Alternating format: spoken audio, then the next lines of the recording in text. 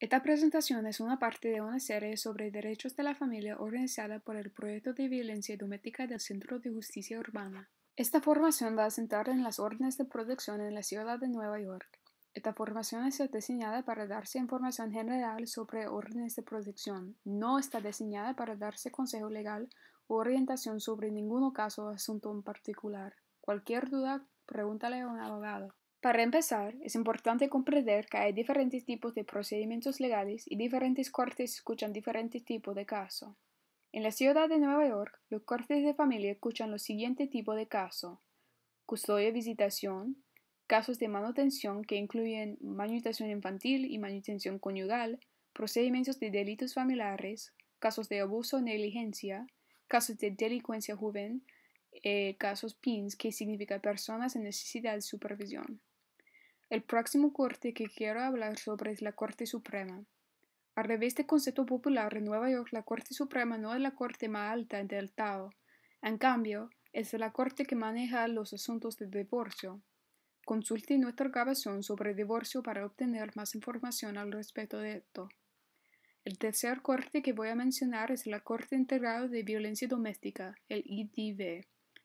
IDV escucha casos en los que hay un caso penal y un caso familiar matrimonial involucrado. Nota: no todos los casos criminales donde hay violencia doméstica terminan en el IDV, pero algunos sí. Ahora que entendemos los tipos de casos y las diferentes cortes que pueden escucharlos, ¿quiénes son los jugadores? Es posible que ya esté familiarizada con los jugadores en un caso criminal de televisión y película. En un caso criminal, el gobierno presentó un caso contra un acusado después de que se haya cometido un delito, por ejemplo, el pueblo contra Hoja. En la corte familiar los jugadores son un poco diferentes. Las partes en el caso se llaman peticionario y demandado. El peticionario es la persona que enseña el proceso judicial presentando la petición, y el demandado es la persona contra quien está procediendo el proceso. Por ejemplo, Micah y Ángel son casados. Micah arroja un vaso y golpea a Ángel. Ángel presenta una petición de ofensa familiar contra Micah. Aquí, Ángel es el peticionario porque Ángel presentó la petición y Micah es el demandado porque Micah tiene la oportunidad de responder a la petición de Ángel. Ahora tenemos los abogados para los niños, los AFC. Si los niños están involucrados en un proceso de la corte familiar, la corte puede asignar un abogado para representar los intereses del niño en la corte. Esto varía según cada juez y debe tenerse en cuenta que cuando se trata de órdenes de protección, una AFC generalmente solo se asignará si el orden es en el nombre del niño. También tenemos los árbitros y jueces. Los asuntos de la corte de familia son determinados por un juez o un árbitro. A pesar de que se llama cosa diferente, el trabajo de un árbitro y juez es esencialmente el mismo cuando se trata de órdenes de protección. Estas son las personas que emiten órdenes y hacen determinaciones basadas en los hechos presentados. La diferencia principal entre un árbitro y un juez es que cuando comparezca ante un árbitro, se solicitará a los partidos que den su consentimiento a la autoridad del árbitro para escuchar y determinar el caso. Una vez que se obtiene el consentimiento, las órdenes del árbitro funcionan de la misma manera que las órdenes hechas por el juez. Si los partidos no dan su consentimiento a la autoridad de árbitro para emitir órdenes, el protocolo varía de un municipio a otro. Algunos cortes enviarán el caso a un juez para que lo escuchen, mientras que otros permitirán al árbitro continuar escuchando el caso, pero le pedirán al árbitro que tome notas para enviarlo a un juez para tomar la decisión final. Un 18B es un abogado designado por la corte. Lo has escuchado en cada programa policial. Tienes derecho a un abogado si no puedes pagar uno, si te proporciona uno sin cargo. Aunque esos derechos de Miranda se refieren específicamente a los derechos constitucionales criminales, el mismo principio se aplica en los asuntos de custodia, visitación y las órdenes de protección en la corte de familia. Algunos jueces requieren pruebas de ingreso para tomar esta determinación.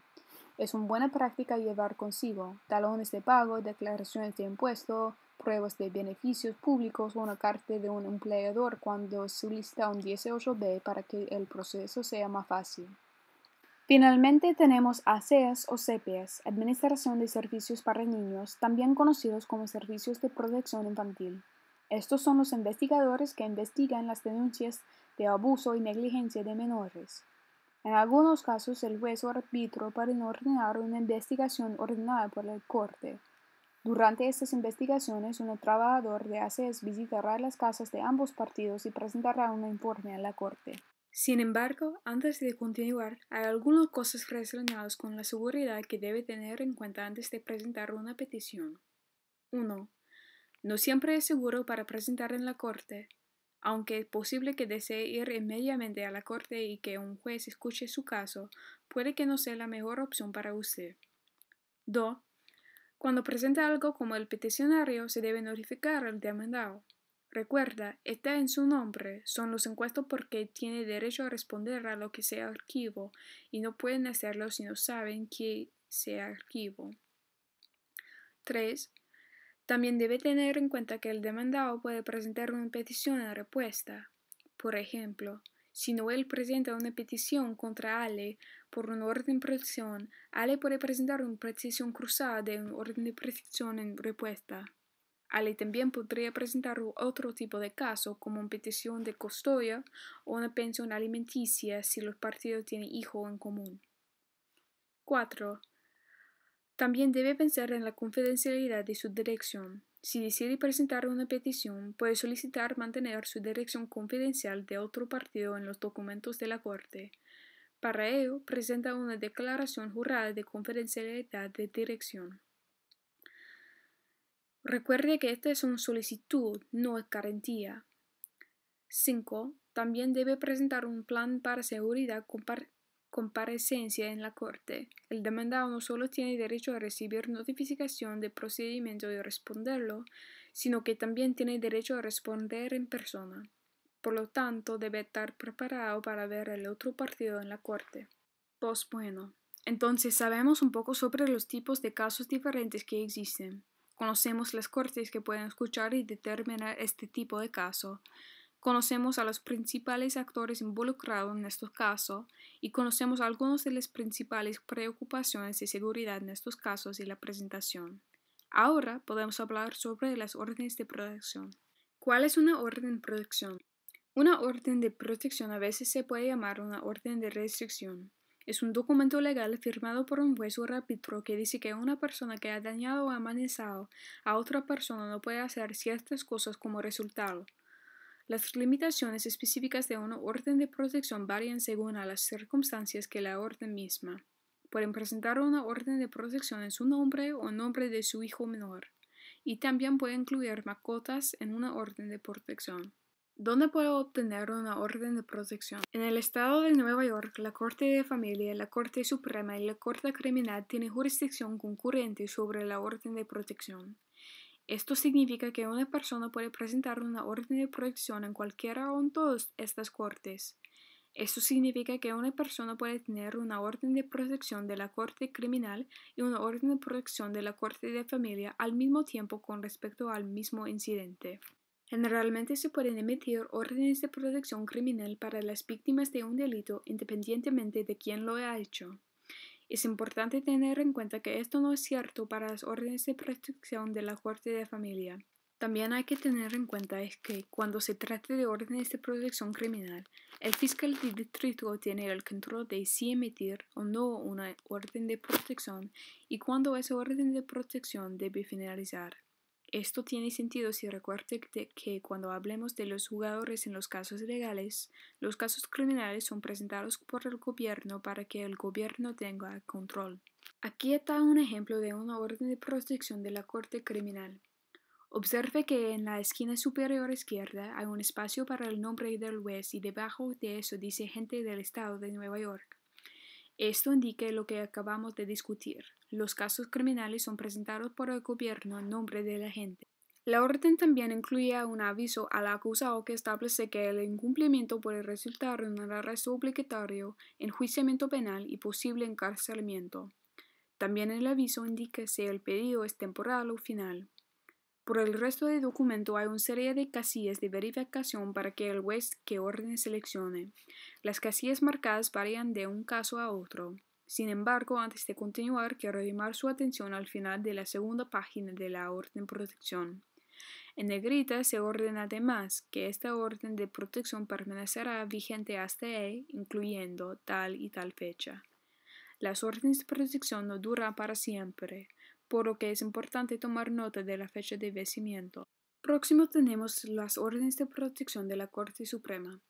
La Corte Suprema puede emitir órdenes de protección entre las partes casadas o que están en proceso de divorciarse. En la primera página de la orden de protección podemos notar algunas diferencias entre esta orden de protección y la orden de protección criminal que acabamos de ver.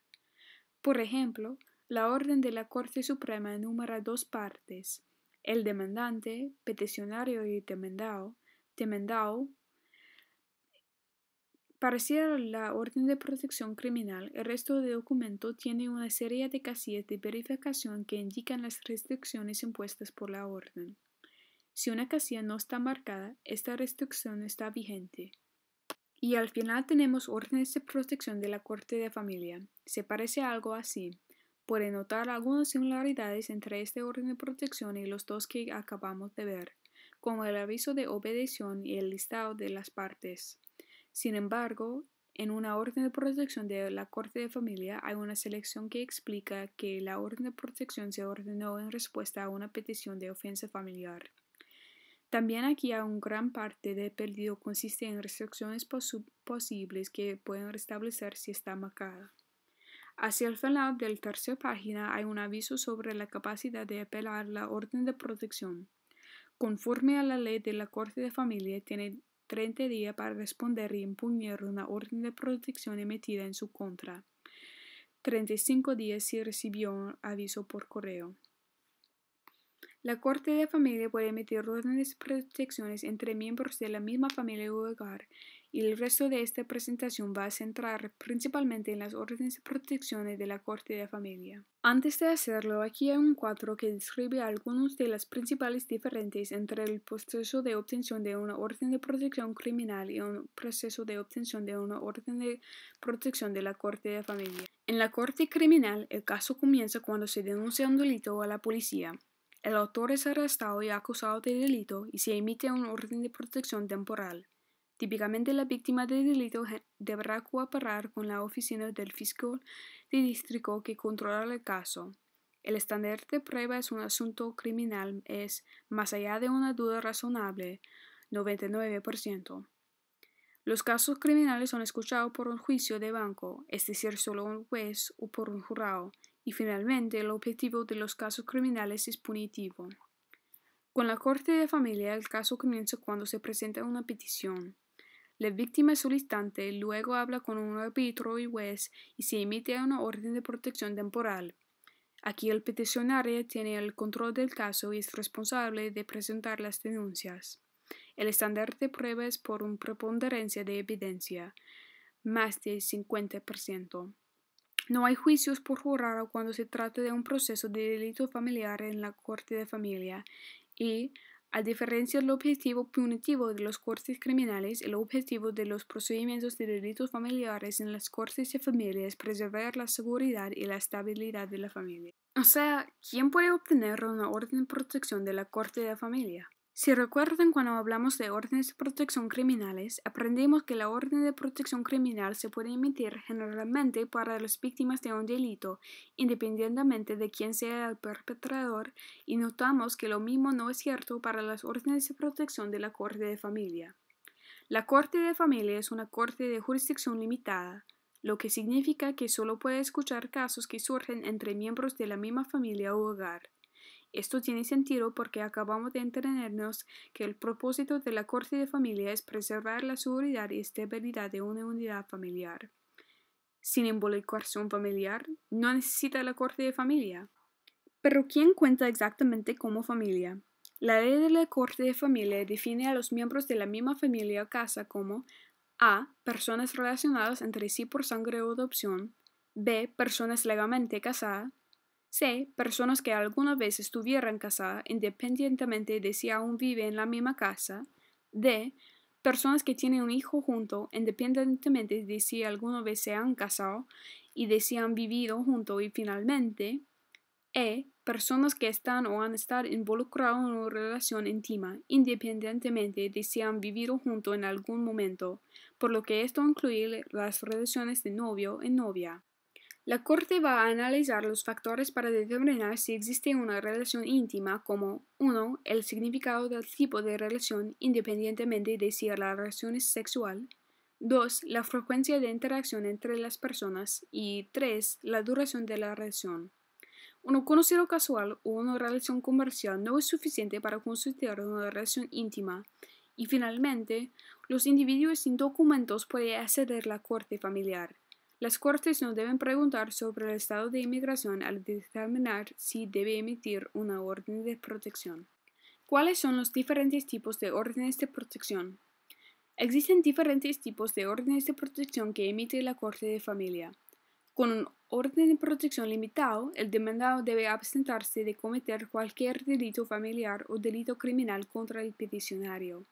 Esencialmente, le permite al demandado estar cerca del solicitante, comunicarse con el solicitante, incluso vivir con el solicitante, pero ordena que el demandado tenga su mejor comportamiento, por así decirlo.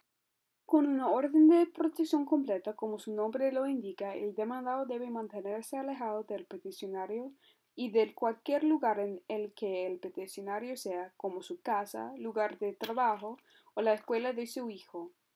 Una orden de protección completo también puede incluir una disposición de no contacto, lo que significa que el encuestado no puede contactar al solicitante llamando, enviando mensajes de texto o utilizando las redes sociales. Sin embargo, la Corte puede permitir excepciones cuando sea necesario.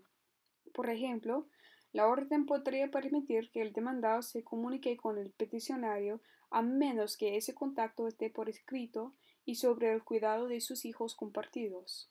Cuando un peticionario quiere obtener una orden de alejamiento excluyente contra un encuestado que vive con ellos, se llama una orden de exclusión que excluye al encuestado de la casa. Nota: no importa si la casa está al nombre del peticionario o el nombre del demandado. Es más difícil establecer la necesidad de una orden de exclusión, e incluso cuando se emita, debe haber una audiencia dentro de los 7 días posteriores a la exclusión para determinar si la expulsión del demandado del hogar es necesaria para proteger al peticionario de daños inminentes. En adición a las instrucciones básicas de una orden de protección de la Corte de Familia puede incluir algunos términos adicionales. Puede permitir que una partida recoja sus pertenencias con una presencia policial, puede revocar o suspender licencias de armas de fuego. Aunque es bien raro, una orden de protección de la Corte de Familia puede otorgar manutención infantil temporal o instituir una orden de custodia temporal. Sin embargo, la mejor práctica es presentar una petición por separado para la custodia y la manutención de los hijos. Consulte nuestras capacitaciones adicionales sobre estos temas para obtener más información. También puede incluir mascotas. Ahora entendemos en qué puede consistir una orden de protección, pero ya sabemos que las órdenes de protección no están destinadas a durar por siempre. Puede tener una orden de protección temporal o una orden de protección final. Una temporal generalmente dura desde la fecha de corte hasta la fecha de corte hasta que el caso termine. Una orden de protección final se puede emitir al final de un caso y generalmente dura de 1 a 2 años. Sin embargo, cuando sea necesario, una orden de protección final puede extenderse hasta 5 años con evidencia de circunstancias agravantes. Evidencia como lesiones físicas, uso de una arma y una historial de violaciones repetidas de órdenes de protección anteriores. ¿Cómo puedo obtenerlo? ¿Cuáles son los motivos para obtener una orden de protección en una corte de familia? Las órdenes de protección de la Corte de Familia se escuchan y se determinan a través de procedimientos de delitos familiares. En estas audiencias, un árbitro o juez puede emitir una orden de protección donde se ha determinado que el demandado cometió uno o más de los delitos familiares enumerados. Los delitos familiares se definen de acuerdo con el Código Penal de Nueva York. Eso significa que el comportamiento del demandado debe cumplir con la definición de uno de estos delitos para que la Corte de Familia intervenga. Así que hay muchos delitos diferentes que califiquen como delitos familiares en virtud del artículo 8 de la Corte de Familia actual. Hay que tener en cuenta que estas imágenes íntimas no necesitan incluir la cara de la otra persona. Es suficiente que la persona en las imágenes sea identificable de alguna manera, por ejemplo, por una marca de nacimiento o un tatuaje. Un proceso de delito familiar se inicia con la presentación de una petición de delito familiar. Esta presentación describe la relación entre los partidos, los presuntos delitos cometidos y la reparación solicitada. Cuando ha decidido que puede presentar y que desea presentar, ¿dónde puede presentarla? Puede presentar una orden de protección de la Corte de Familia en el distrito donde vive cualquiera de las partes o en el distrito donde ocurrieron los incidentes alejados. Por ejemplo, Azul vive en Staten Island y Valentín vive en Manhattan. Los presuntos delitos familiares ocurrieron en Brooklyn. La petición de ofensa familiar se puede presentar en las Cortes de Familia de Staten Island, Manhattan o Brooklyn, pero no en el Queens o el Bronx. Puede ser algunas razones de seguridad por las cuales una persona puede optar para presentar una solicitud en un municipio sobre otro. Por ejemplo, si Azul no sabe que Valentín vive en Manhattan, es posible que Valentín quiera presentarse en Staten Island o Brooklyn para evitar que Azul se vaya a su ubicación. ¿Cuándo puede presentar? No existe un estatuto de limitaciones cuando se trata de qué delito puede incluir en una petición de delito familiar. Esto significa que si Azul y Valentín han estado casados por 20 años y Azul quiere presentar una petición de ofensa familiar contra Valentín, la petición de Valentín puede incluir incidentes que ocurrieron hace 19 años. Aunque no existe un estatuto de limitaciones para lo que se puede incluir, es mejor presentarlo tan pronto como sea posible después de ocurrir el incidente. Esto es para mostrarle a la Corte que necesita la orden de protección ahora mismo. Sin embargo, puede ser útil agregar incidentes más antiguos para mostrarle a la Corte el comportamiento a lo largo del tiempo. Vamos a hablar un poco sobre la petición en sí y cómo escribir una petición fácilmente suficiente. 1. Enfoque en los hechos que distinguen los delitos y no se centra en cosas no relacionadas con los delitos. 2. Dígale a la Corte cuándo ocurrió el incidente lo mejor que pueda. Puede poner la fecha exacta si está seguro de cuándo ocurrió el incidente, pero como regla general es una buena práctica de decir aproximadamente, solo para estar seguro. Por ejemplo, supongamos que pensaste que el incidente ocurrió el 1 de enero de 2020, pero el incidente realmente ocurrió a las 1 de la mañana del 2 de enero de 2020. Decir en o alrededor la de margen para ese error. Si no sabe la fecha exacta, está bien. Trate de decir al menos el mes y el año, o la temporada y el año, como la primavera de 2020. 3. Sé específico sobre la conducta y el lenguaje del demandado. Las malas palabras están bien. 4. Tenga en cuenta que el peticionario deberá probar las alegaciones incluidas en la petición. 5. Solicita alivio específico en la petición. Recuerde lo que hablamos antes. ¿Está solicitando un pedido de permanencia completa o un pedido limitado? Debe tener en cuenta que la Corte no sabe nada sobre lo que sucedió. El trabajo del peticionario es explicar los hechos tal como fueron. Si la petición no es específica, es posible que la Corte no comprenda la necesidad de una orden de protección o puede emitir una orden limitada cuando realmente se necesita una orden de alejamiento completo. All right, explain this to me like I'm a 2-year-old, okay? Because there's an element to this thing I just cannot get through my thick head. Cuando el peticionario presenta una petición de delito familiar, la primera comparecencia se produce el mismo día en que se presenta la petición. Esta es una comparecencia ex parte. Esto significa que el peticionario se presenta ante un árbitro y juez sin el demandado presente. El juez o árbitro va a revisar la petición y decidir si va a emitir o no una orden de protección temporal. También va a decidir si términos serán parte de la orden de protección. Recuerda las casillas de verificación de cuando miramos las muestras de órdenes de protección anteriormente. El juez o árbitro generalmente le va a pedir al alguacil que entregue una copia de la orden de protección y la petición al demandado gratis si tiene información de la dirección de dicho demandado. Si no, pueden pedirle al peticionario que organice el servicio. Vamos a discutir lo que significa en un momento. Finalmente, el juez o árbitro va a elegir otra fecha que se llama la fecha de proceso de regresar. Antes de continuar, quiero mencionar una nota rápida de planificación seguridad. Aunque el peticionario puede solicitar una reparación específica, los términos de la orden de protección dependen del juez. Debido a esto, siempre es una buena idea planificar lo que sucede si no emite la orden de protección o no se otorga en los términos solicitados por el solicitante. Por ejemplo, si el solicitante solicita una orden de exclusión que no se otorga, ¿el solicitante se va a ir acaso o el solicitante se va a ir? ¿A dónde irá el peticionario? ¿Cómo reaccionará el demandado a ver la orden de protección limitado? Tal vez en lugar de pedirle algo a el que preste servicio, el peticionario solicitará organizar el servicio ellos mismos para tener más control sobre cuando el demandado recibe documentos. Estos son algunas de las cosas a tener en cuenta al presentar. I just don't want to hurt her. You know, it's in my power not to. So. Here's to that. Hey, Dr. Avery. Yeah. Dr. Jackson Avery. That's right. You've been served. Have a good night, guys.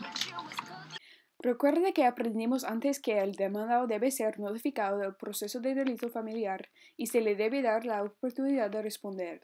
Servicio es la forma en que se notifica al demandado. El Estado de Nueva York requiere servicio personal, lo que significa que una persona debe ser atendida por una persona que no sea parte en el caso, por lo que no debe ser el peticionario ni el demandado y mayor de 18 años. Los documentos entregados deben incluir la citación para comparecer, que le dice al demandado cuándo debe presentarse ante el corte, una copia de la orden de protección temporal emitido, que le dice al demandado cuáles son las reglas que deben seguir, y una copia de la petición en sí. Esta le dice al demandado que el peticionario dice que sucedió. El servicio adecuado no puede ocurrir un domingo y el servicio debe completarse al menos de 24 horas antes de la fecha de procesar de regresar. La persona que atiende al demandado debe completar un documento llamado Declaración Jurada de Notificación. Este documento debe ser firmado por la persona que sirvió al demandado frente a un notario. Esta documentación le dice al corte cosas como cuándo y dónde el demandado recibió los documentos y confirma que el demandado fue la persona que recibió los documentos. La policía o el sheriff están obligados a intentar el servicio de forma gratuita. Si realizan el servicio, la policía o el sheriff van a enviar la declaración jurada del servicio directamente a la corte.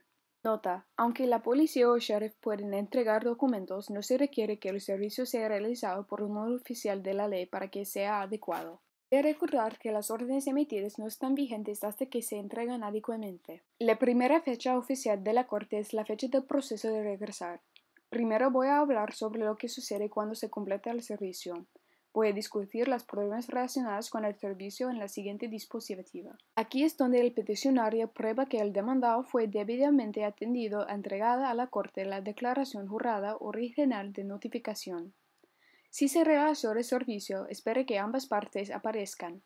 Ambas partes pueden solicitar un abogado durante esta fecha de corte.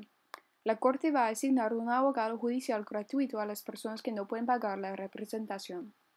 Si la corte determina que una parte no califica por un abogado gratuita, este partido va a decidir si desea tiempo para contratar un abogado o representarse a sí mismo.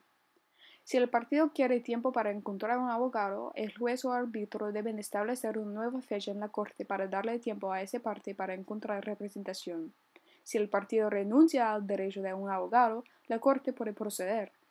En general, aunque la corte va a suspender el caso de todos modos para otra fecha para ver si los partidos pueden trabajar por sí mismas para llegar a una resolución.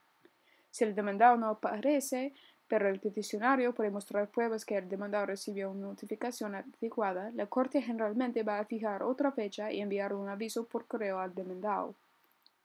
Este aviso le va a informar al demandado que si no aparezcan nuevamente, el caso va a continuar sin ellos. Sin embargo, la Corte no tiene que hacer esto. La Corte también podría decidir continuar con el caso sin el acusado ese día sin intentar notificar por segunda vez, aunque esto no es tan común. ¿Qué pasa si hay problemas con el servicio? A veces hay problemas con el servicio, por ejemplo, si el encuestado se sirve un domingo, o bien puede ser un problema con la declaración jurada del servicio en sí, por ejemplo, si no fue firmado por un notario. Si el problema es con el servicio en sí, la Corte puede ordenar que el servicio se vuelva a hacer, o, si el demandado está presente, puede renunciar al defecto en servicio, lo que significa que reconocen que hubo problemas con el servicio, pero que no van a resolverlo. Si el problema está relacionado con la declaración jurada de notificación, el peticionario puede solicitar tiempo para enmendar o corregir la declaración jurada de notificación para demostrar que el demandado recibió la notificación antes.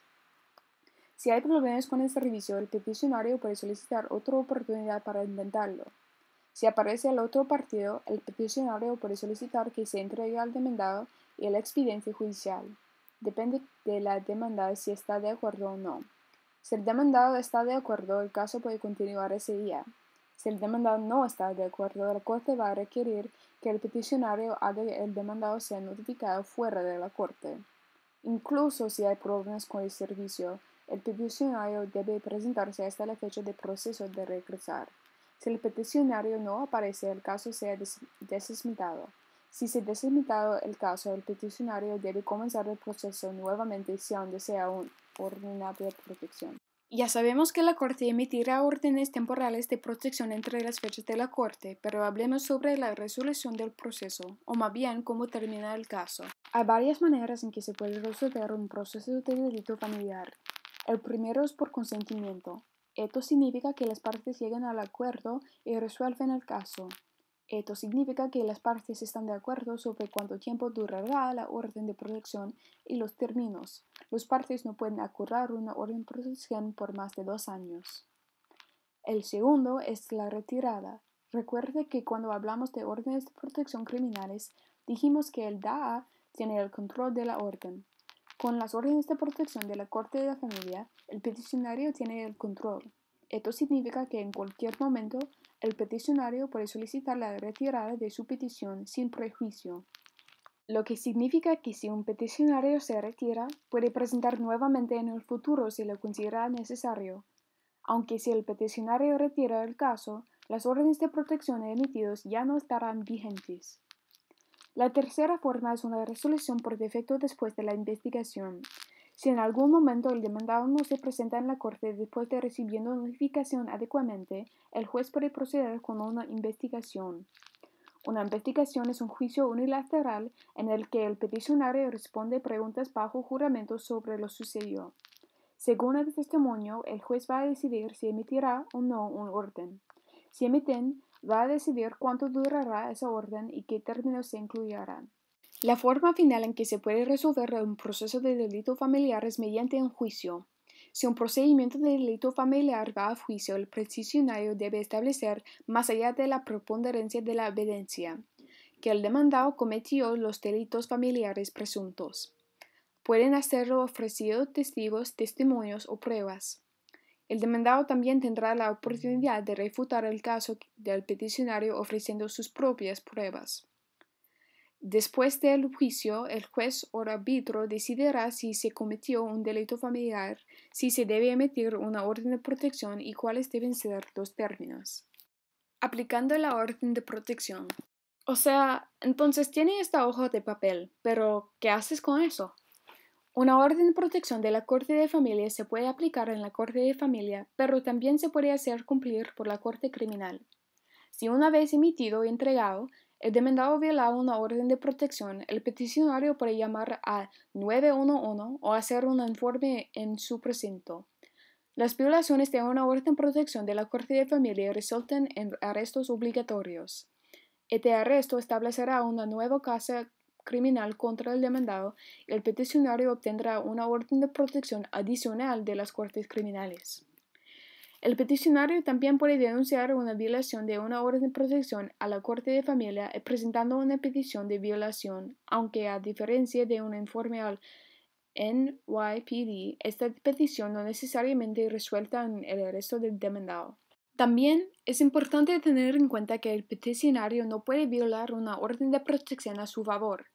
Por ejemplo, si Belén y Jaime están en una relación y Jaime obtiene una orden de protección contra Belén, evitando que Belén llame a Jaime, bajo ese orden de protección, Jaime todavía puede llamar a Belén, pero Belén no puede contestar. Si el peticionario se comunica con el demandado, el peticionario puede tener más dificultades para hacer cumplir la orden de protección más adelante. Así que ahora hemos recorrido el proceso de obtención de una orden de protección en Nueva York del diseño hasta el fin. Espero que este video tutorial haya sido útil e informativo. Sin embargo, como recordatorio, la información proporcionada aquí es general y no pretende ser un sustantivo de asesoramiento legal sobre un asunto legal en particular. Como siempre, cuando hay duda, consulte a un abogado.